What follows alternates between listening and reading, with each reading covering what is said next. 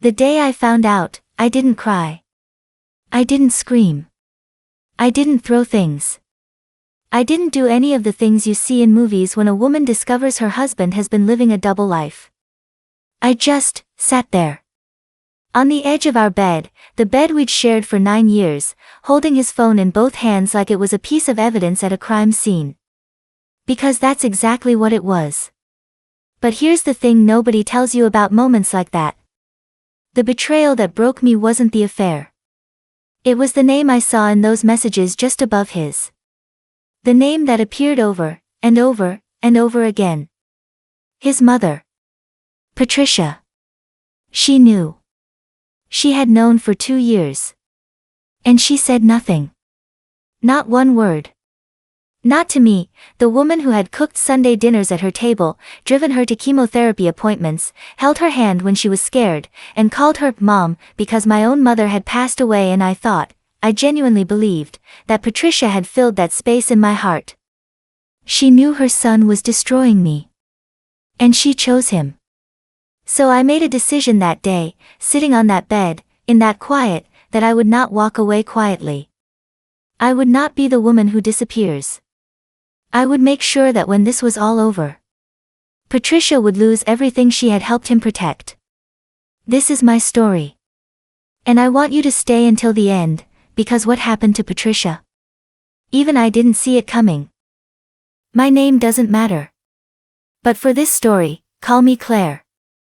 I was 38 years old when my life fell apart.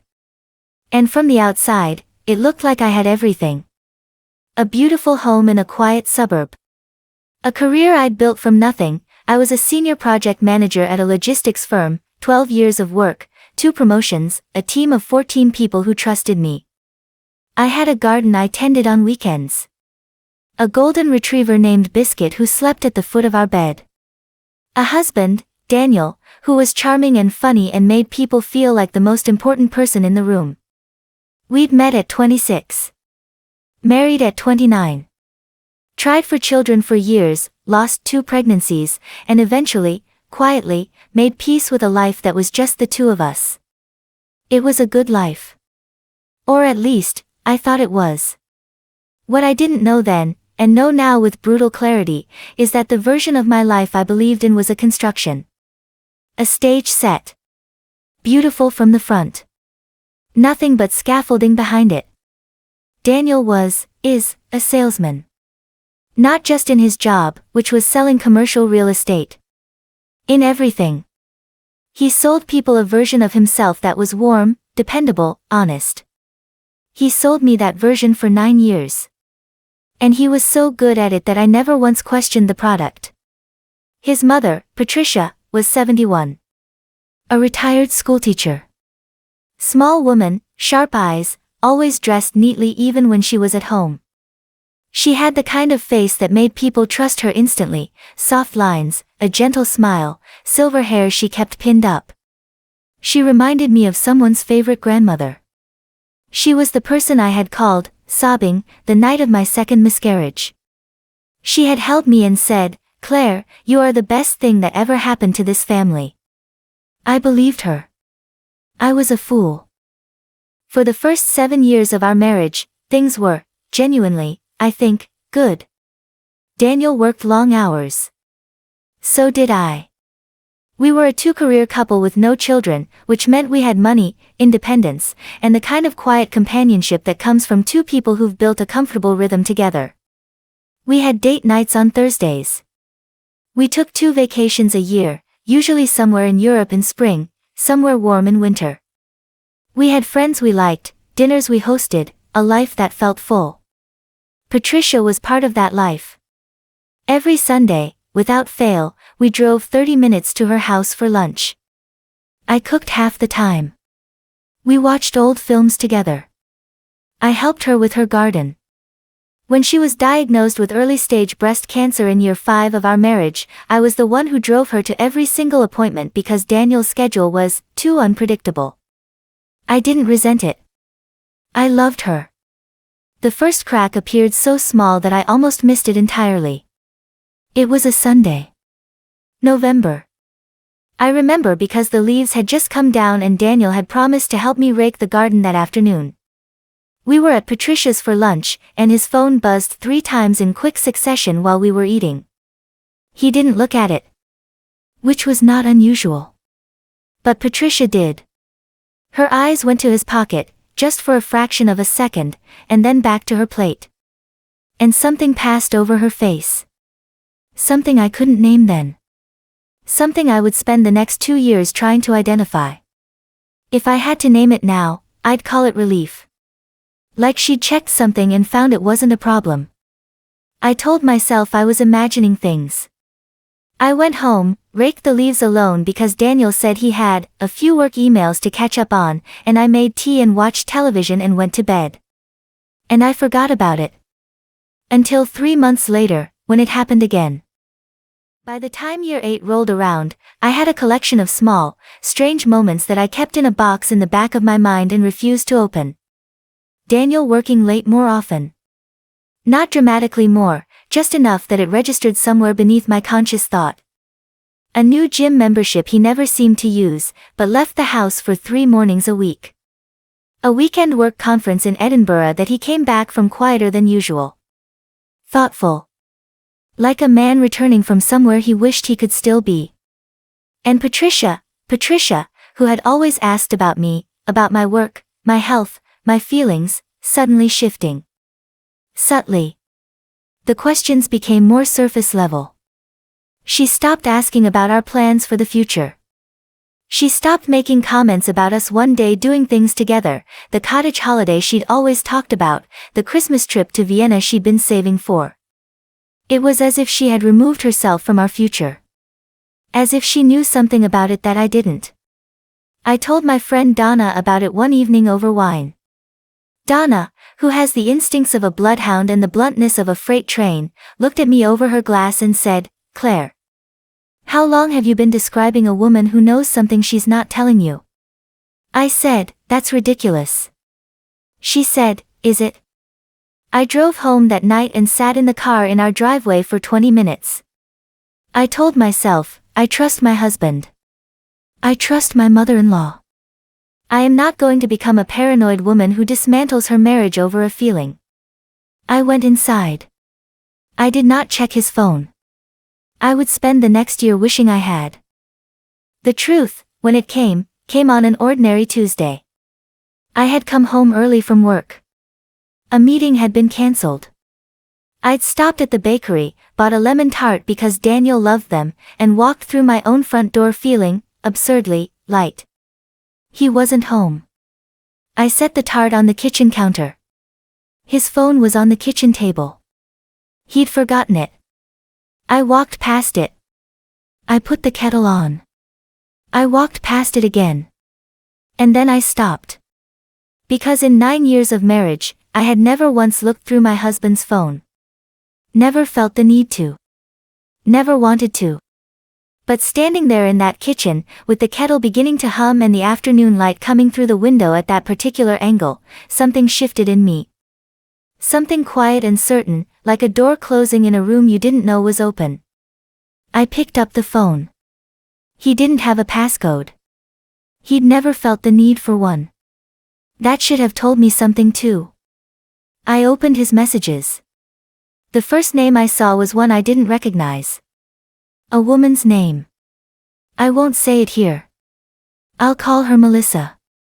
What I read in those messages, 2 years of them, hundreds of them, some clinical and practical, some intimate in a way that made the lemon tart on the counter feel like a joke I hadn't been told the punchline of, what I read in those messages rewrote every memory I had. Every late night. Every conference. Every morning at the gym. I sat down on the kitchen floor because my legs stopped working. And then, because I am, at my core, a project manager, a woman who has spent her career finding the thing that doesn't fit and pulling on that thread, I kept scrolling. Past Melissa. Up to the top of his messages list. And there she was. Patricia. I almost didn't open it. What could a son and his mother text about that was relevant to this? I opened it. The first message I saw was dated almost exactly 2 years ago. Daniel had written. She doesn't suspect anything. Stop worrying. Patricia had replied, just be careful. I can't keep lying to her face every Sunday. Daniel, then don't think of it as lying. Think of it as protecting her. Patricia, okay. Okay. I just hope this ends before it gets worse. It did not end. It got worse. I sat on that kitchen floor and read 2 years of messages between my husband and his mother, messages in which she worried, and fretted, and occasionally threatened to tell me, and then always, backed down. Messages in which he reassured her. Managed her. Sold her, the way he sold everyone, the version of events that made it easiest for her to stay silent. He had kept her complicit by convincing her she was protecting me. And she had let him. The kettle boiled. I didn't move. Biscuit came and put his head in my lap. I sat there for a very long time. I want to be honest about what the next 48 hours looked like. Because stories like this, stories where a woman rises and takes back her power, they sometimes skip the part where she's on the bathroom floor at 2 a.m. unable to breathe. I won't skip that part. Because it happened. Daniel came home that evening to find me sitting at the kitchen table. The lemon tart still on the counter, untouched.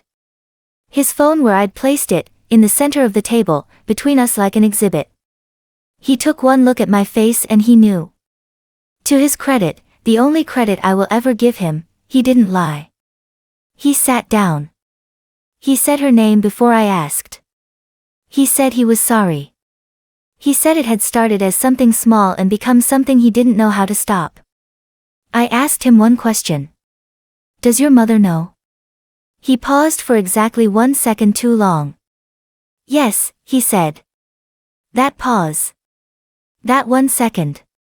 That was the moment I stopped grieving my marriage and started planning. I asked him to leave. He left. And then I fell apart.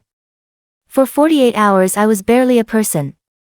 I called in sick to work. I didn't eat. I let Biscuit sleep on the bed, something I'd never allowed before, and I held on to him in the dark and I let everything that was breaking inside me break completely. I cried for my marriage. For the children we'd never had. For the Sunday lunches and the lemon tarts and the hand-holding at the oncology clinic. But mostly, and I know this sounds strange, mostly I cried for Patricia. Because I had loved her. And she had sat across from me, every single Sunday for 2 years, and looked me in the eye. And said nothing. On the morning of the 3rd day, I got up. I showered. I made coffee. I sat at the kitchen table with a notepad and a pen. And I started writing. The notepad had 12 pages by the time I stopped writing. Not emotional ranting. Not lists of grievances. Not the kind of thing you write when you're broken and angry and just need somewhere to put the pain. No. What I wrote was a strategy. See, people assume that when a woman discovers her husband has been cheating, her first move is emotional. That she calls her friends, or confronts him, or posts something cryptic on social media, or shows up at the other woman's door. I am a project manager. I have spent 12 years breaking large, complicated, seemingly impossible problems into sequences of manageable steps. My marriage falling apart was, at its core, a large, complicated, seemingly impossible problem. So I treated it like one. Page 1 of that notepad had 3 words at the top, underlined twice. What do I want? Not what do I feel? Not what do I deserve? Not what does he owe me? What do I want? I sat with that question for a long time. And when I answered it, I surprised even myself. I didn't want Daniel back. That door had closed the moment I read Patricia's message. I can't keep lying to her face every Sunday. A man who cheats can sometimes be a man who made a terrible mistake. But a mother-in-law who sits across from you for 2 years, watches you cook her food, accepts your care, takes your hand, and says nothing. That's not a mistake. That's a choice. Made deliberately. Repeatedly. Every single Sunday. So what did I want? I wrote it down in 3 bullet points. 1. The house. 2. Financial security, my fair share, legally documented, without a fight that dragged on for years. 3. Patricia. Not her punishment, exactly. I'm not a cruel person. But I wanted her to lose the thing she had protected at my expense. She had protected her son's secret to preserve her relationship with him. To keep herself comfortable. To avoid the difficult conversation that might have cost her his approval. She had sacrificed me to keep her world intact. I wanted her world to change. I closed the notepad. Then I picked up my phone and called the best divorce lawyer in the city. Her name was Sandra. She came recommended by Donna, who had used her 3 years earlier and described her as the kind of woman who makes opposing counsel physically uncomfortable just by walking into the room. I liked her immediately. She was in her early 50s. Precise, unhurried, with the kind of stillness that made you feel like she had already thought of everything you were about to say and 17 things beyond it. I sat in her office and I told her everything. The affair. The messages. Patricia's involvement. The 2 years of deliberate silence. Sandra listened without interrupting. When I finished, she folded her hands on her desk and said, "Tell me about the house." I told her. We had bought it together, but my salary had covered 70% of the mortgage for the first 4 years while Daniel's business was getting established. I had documentation of every transfer. Every contribution. She nodded slowly. And the mother-in-law, she said. What exactly are you hoping to achieve there? I told her that too. She looked at me for a long moment. Then, and this is the moment I knew I had found the right person, she smiled. Not a warm smile. A precise one. That, she said, is entirely achievable. Here is what Sandra explained to me that afternoon, in the careful, measured language of someone who has dismantled many marriages and knows exactly where the fault lines are. Daniel and Patricia had a joint financial arrangement that I had known about in general terms but never examined closely. When Patricia had been sick, Daniel had quietly moved her into a financial dependency on him. He managed her accounts, covered some of her bills, had himself added to certain assets, for convenience. What this meant, legally, was that those assets were now part of the marital estate. Which meant they were subject to division. Which meant that when Daniel's financial situation changed, as it was about to, Patricia's would too. Sandra said, he made her complicit. He also made her dependent. Those 2 things are about to become her problem, not yours. I drove home feeling, for the first time in 3 days, like I could breathe. Here is something nobody tells you about revenge, real, effective, lasting revenge. It requires silence. Not the silence of someone who has given up. The silence of someone who is working. For 3 weeks after Daniel left the house, I did not contact Patricia. Not once. She called 4 times in the first week. I let it go to voicemail. Her messages started formal, "Claire, I think we should talk," and became, by the 4th message, something closer to desperate. Her voice had a quality I had never heard in it before.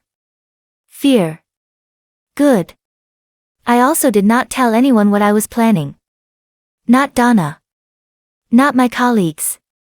Not the friends who called to check on me after word got out that Daniel and I had separated. I was pleasant. I was composed. I said only that we were going through a difficult time and that I was focusing on myself.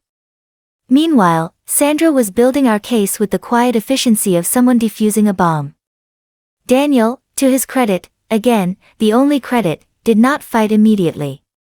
He felt guilty. He was also, Sandra suspected, operating under the assumption that I would be reasonable. That we would have an amicable split. That I would take my half and go quietly. He did not yet understand that I had read every message between him and his mother. He did not yet understand what Sandra had now found about his finances, about the accounts, the assets, the arrangements he had made for Patricia's convenience that were now, legally, our problem to solve together. Sandra sent his lawyer a very detailed letter. I am told that Daniel went pale when he read it. I am told that he called his mother immediately afterward. I am told that that phone call did not go well. On the Sunday of the third week, I drove to Patricia's house. Alone. No lawyer.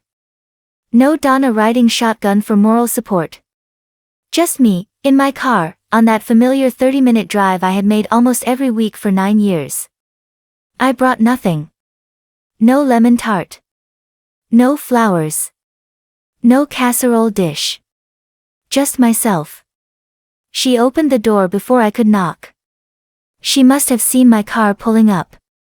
She was wearing her usual neat clothes, her silver hair pinned up, and for a moment she looked so exactly like the woman I had loved that something in my chest lurched sideways. Then I remembered. I can't keep lying to her face every Sunday. But she did. Every Sunday. For 2 years. She said, Claire. Come in. I said, no. I'd rather do this here. She blinked. Stepped slightly back. The fear was back in her eyes, that quality I'd heard in her voicemails. Up close, I could see it more clearly now. It looked like shame dressed in a good coat, trying to pass itself off as composure. I let the silence sit between us for a moment. Long enough to be uncomfortable. Long enough to make her speak first. She said, I'm so sorry. I said, I know. She said, I wanted to tell you. So many times. I was going to, I said, Patricia. She stopped. I said, I know everything. I've read everything. I know when you wanted to tell me and when you decided not to. I know every conversation. I know every reason you gave yourself. Her chin trembled slightly. I was trying to protect, don't, I said. One word. Quiet. Final. She closed her mouth.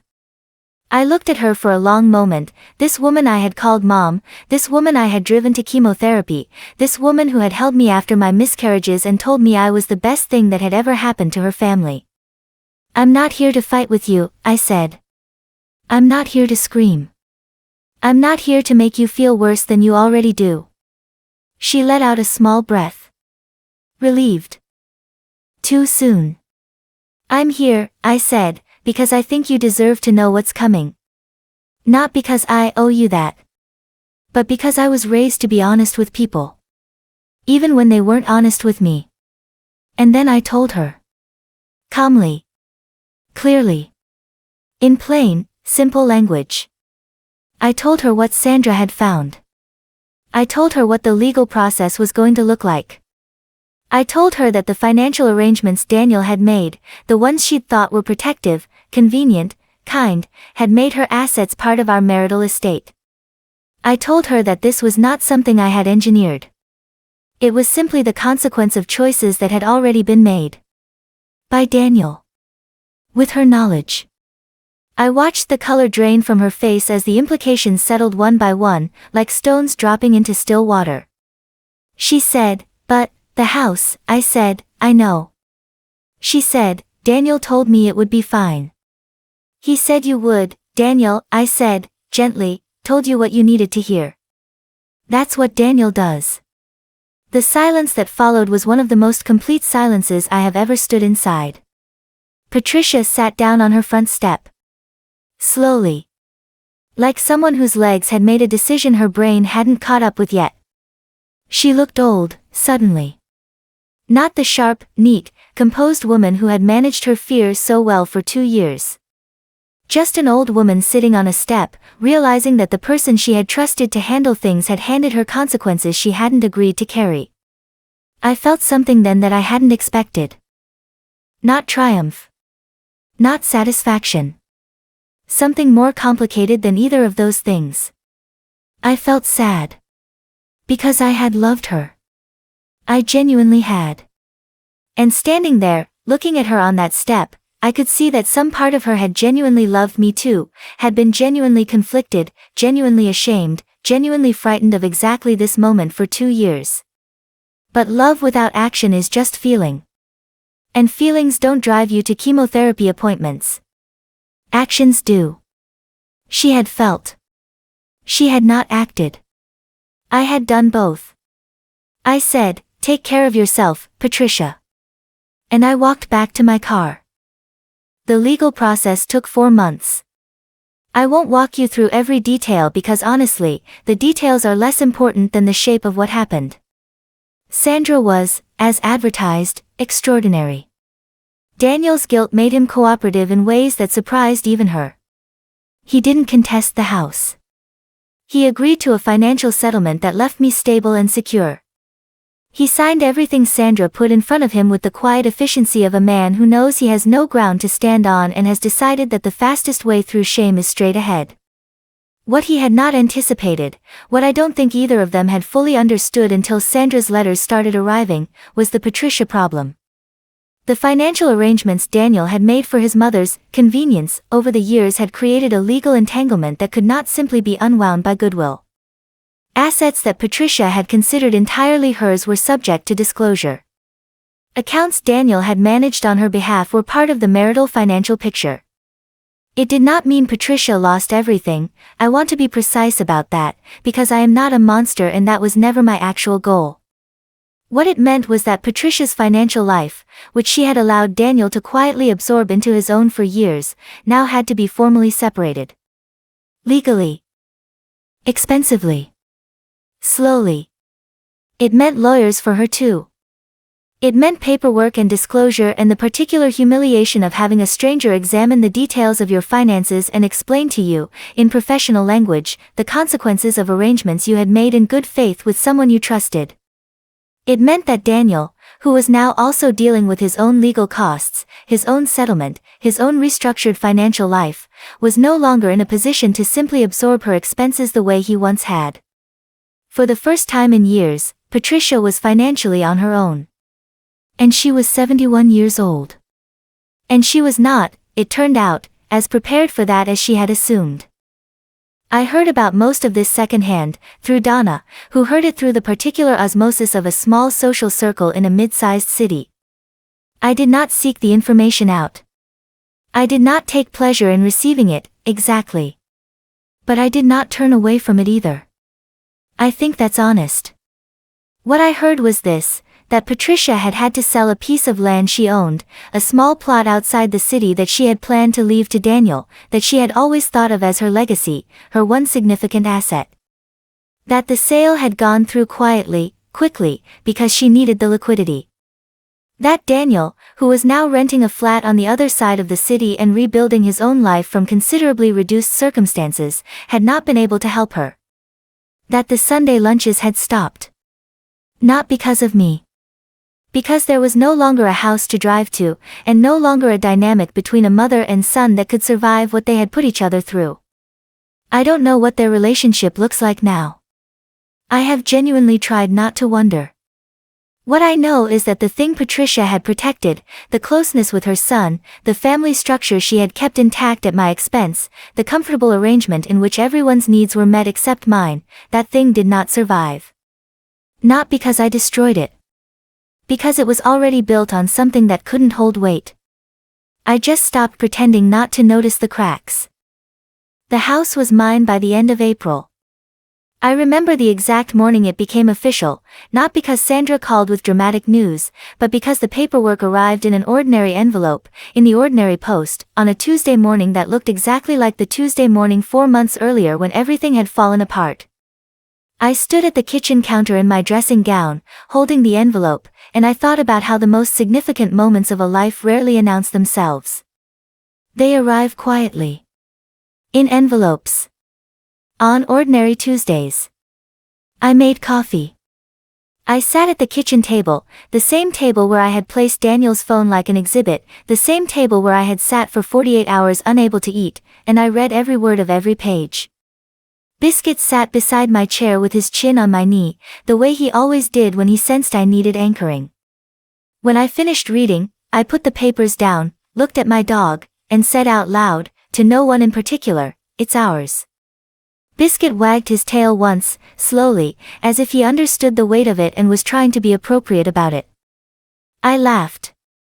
For the first time in 4 months, I laughed. Not the polite, composed laugh I had been performing for colleagues and friends who needed to see that I was fine. A real one. Sudden and slightly undignified and gone almost as quickly as it came. But real. That afternoon I went into the garden. The garden had suffered over the winter. Not catastrophically, I had kept up with the basics, because keeping up with basics was how I had survived the previous 4 months, but it had the look of something that had been maintained rather than loved. The roses needed cutting back. The beds along the south wall were overgrown. The lavender that Daniel had always mildly complained about because of the bees had spread considerably beyond its original border, which I noted with something close to satisfaction. I put on my old gardening gloves and I started working. I worked for 3 hours without stopping. I cut back the roses. I cleared the beds. I pulled weeds with the particular physical pleasure of removing things that had no business being where they were. I let the lavender stay exactly where it had spread to. By the time I came inside, my back ached and my gloves were destroyed and there was soil under my fingernails that would take 2 washings to remove. I felt more like myself than I had in 4 months.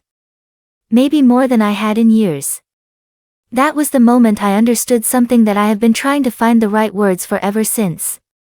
When you spend a long time inside a version of your life that isn't quite true, when you live in a construction, a stage set, beautiful from the front, you lose access to yourself gradually, the way you lose feeling in a limb that's been kept in the wrong position for too long. You don't notice it happening. You just notice, one day, when the position finally changes, that feeling is coming back. And it is uncomfortable. And it is exactly right. I had been numb for a long time before that Tuesday in the kitchen with Daniel's phone. I had mistaken the numbness for contentment. I would not make that mistake again. The months that followed were not a fairy tale. I want to be clear about that because I think there is a version of this story, the version that exists in our collective imagination about women who survive betrayal, where the ending is clean and triumphant and arrives fully formed, like a bow on a package. That was not my experience. My experience was more like the garden, incremental, effortful, sometimes tedious, occasionally surprising, and deeply, quietly satisfying in a way that had nothing to do with drama. I went back to work full-time. My team, 14 people who had been politely pretending not to notice that their project manager had spent the better part of 4 months operating at about 70%, collectively exhaled when I returned to full capacity. I threw myself into a project that had been stalling for months and pulled it across the line in 6 weeks. My director called it a remarkable recovery. I didn't tell her she was talking about the project and also, accidentally, about me. I had dinner with Donna every Thursday for the first 2 months. Not the wine and grievances dinner you might imagine, though those happened too, in the beginning. But gradually they became just dinners. Good food, real conversation, the particular pleasure of a friendship that has been tested and found solid. Donna never said, "I told you so," about the things she had noticed before I was willing to see them. I appreciated that more than I ever told her. I started running. This surprised me as much as anyone. I had never been a runner. Daniel had been a runner, or had claimed to be. In the mornings he left for the gym, and perhaps partly for that reason I had always associated it with a kind of performance I wasn't interested in.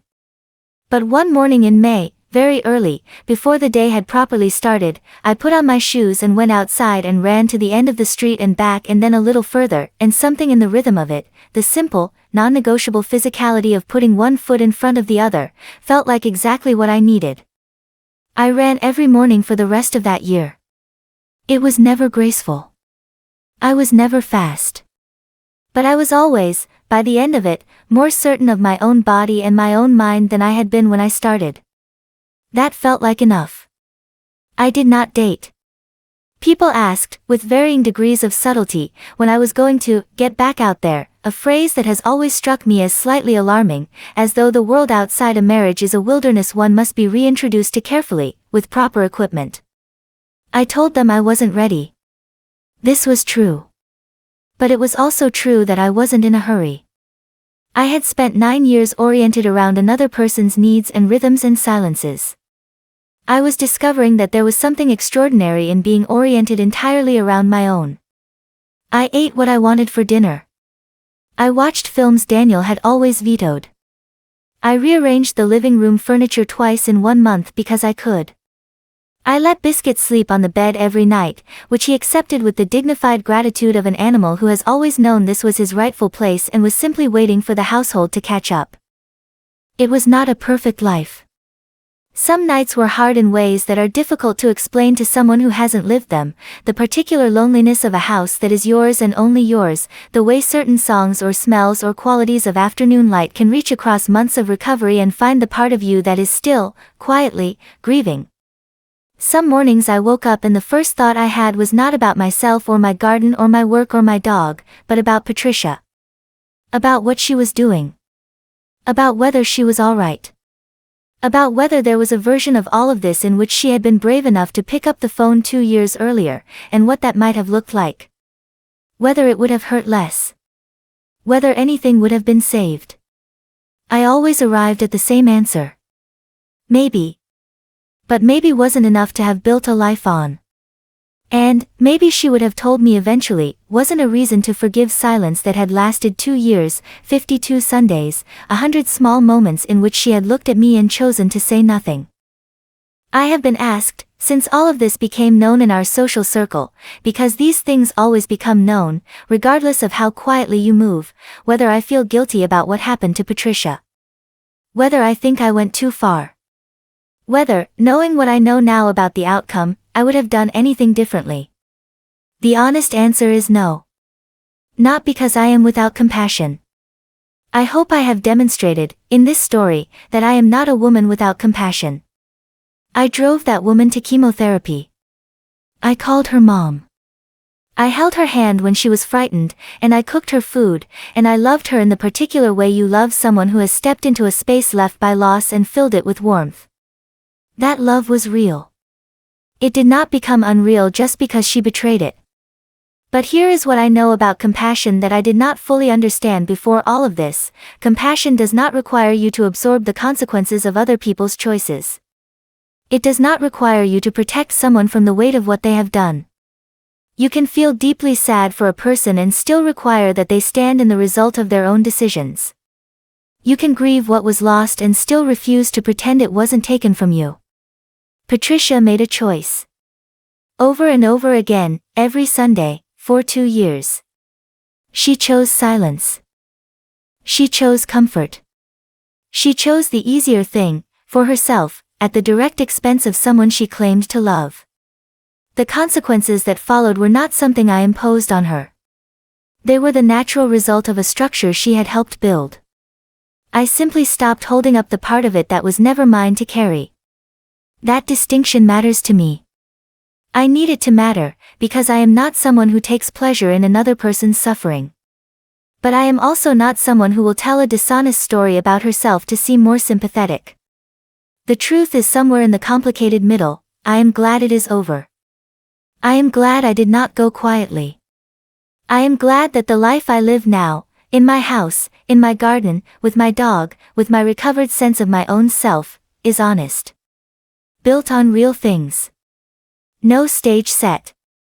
No scaffolding. Real. 6 months after the divorce was finalized, something happened that I have told almost no one. I debated including it in this story because it does not fit neatly into the narrative of a woman who rose and prevailed and closed the door. But I promised to be honest. And this is part of the honest version. I was in the supermarket on a Saturday morning. Ordinary errand. Biscuit was in the car park with the windows down, waiting with the patient dignity he brought to all waiting. I was in the bread aisle when I saw Patricia. She was at the far end, her back to me, in her neat clothes, her silver hair still pinned up the way it always was. She was smaller than I remembered. Or perhaps I was simply seeing her differently, without the context of her home, her table, her carefully constructed role as matriarch. Without Daniel. Without the structure that had given her a particular kind of size and weight in my life. She was just a small, elderly woman in a supermarket aisle, reaching for a loaf of bread with slightly arthritic hands. I stood very still. She didn't see me. I had time, a full 30 seconds, maybe more, to decide what to do. I could have walked to a different aisle. I could have waited. I could have walked toward her. I could have said her name. I could have said nothing. Every option was available to me in that 30 seconds, and I stood in the bread aisle and felt the full weight of all of them. What I felt, standing there, was not anger. Anger had burned clean months ago. What I felt was something quieter and stranger and harder to name. A kind of sorrow that had nothing to do with my own loss. Specifically, I had processed that, I was processing it still, but I knew its shape by now. This was a different sorrow. For the two of us, maybe. For the thing that had existed between us and been real and was now gone. For the woman she might have been in a different version of this story, the one where she picked up the phone. For the Sunday lunches. For the garden we had tended together. For the hand-holding at the oncology clinic that had been, I still believe, genuine. Some things can be genuine and still not be enough. I turned and walked to a different aisle. I do not know if that was the right choice. I know it was the one I made.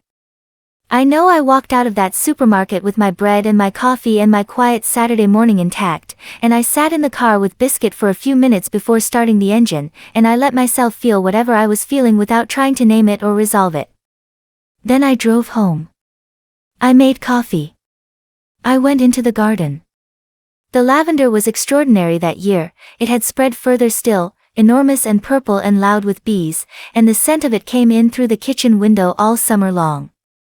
I cut some for the table inside. I sat in the garden until the afternoon light changed and Biscuit fell asleep in a patch of sun by the back wall, and I thought about what it means to build a life that is yours. What it costs. What it requires. What it gives back, if you do it honestly. It gives back more than you expect. That is what I know. It gives back mornings where the coffee is exactly right and the garden is alive and the dog is warm in a patch of sunlight and you are, without drama or fanfare or an audience, simply well. Simply present. Simply yourself, in your house, in your life, in your body, in your one honest existence on this earth. That is what I was protecting when I sat at that kitchen table with a notepad and a pen and started writing. Not revenge. Myself. And I would do it again. Every single time. If this story reached something in you, if you have ever been the person at that kitchen table, trying to figure out how to carry something that was never yours to carry, leave a comment. I read every single one. And if you're new here, this channel is built for you. For the women who stayed quiet too long. For the ones who are done staying quiet. Subscribe. Because the next story, it starts the same way this one did. Ordinary day. Ordinary Tuesday. Everything about to change.